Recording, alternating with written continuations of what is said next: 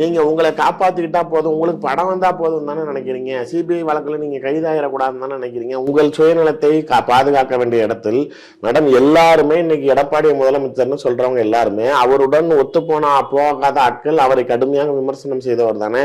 TTV Dinakaran எடப்பாடியை ஏத்துக்கிட்டாரா? இதுக்கு முன்னாடி எல்லாம் எவ்வளவு விமர்சனங்கள் வச்சிருக்காரு. அண்ணாமலை ஏத்துக்கிட்டாரா? எவ்வளவு விமர்சனங்கள் வச்சிருக்காரு. அன்புமணி திட்டி இருக்கிறாரு, கவுன்சிலர் கூட தகுதி இல்லாதவர், இவரெல்லாம் நாளைக்கு தலைமை பொறுப்புல இருக்கிறாருன்னு பேசியிருக்கிறாரு. பிரேமலதா விஜயகாந்த் எடப்பாடி விமர்சனம் செஞ்சிருக்கிறாங்க. ஆனா இன்னைக்கு எல்லாம் தேர்தல் நெருங்கக்கூடிய நேரத்தில் பிஜேபி மிரட்டுறாங்கிறப்ப திடீர்னு யாருக்கு ஓட்டு போடணும், சிஎம்க்கு எடப்பாடிக்கே போடுங்கிறது தானே ஒரு செயற்கையா இருக்குல்ல. மக்கள் பாக்குறப்பயே என்னடா இவங்க நேற்றுக்கு ஒரு பேச்சு பேசுனாங்க, இப்ப எடப்பாடியே நாளைக்கு பிஜேபியை பேசாம இருந்தாரா?